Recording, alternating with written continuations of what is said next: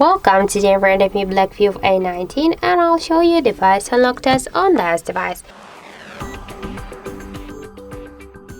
So I just set up my face recognition here and now I'll make a couple of tries to unlock the device with my fingerprint and we'll see how far this feature is and does it works.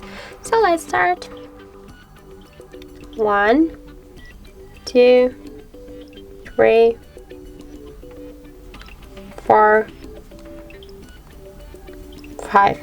So as we can see, the face unlock feature works here so fast. We just can unlock the device less than in just 1 second, maybe just in half of the second. So that's a really good result. I just wanna try one more thing. I set up my face recognition without the glasses and now I'll wear them and we'll see that it works with the glasses.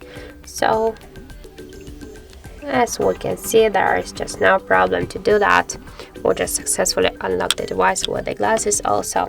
So I just suggest you to try this unlock method, but don't forget that the face unlock is less secure than the passcode or PIN code.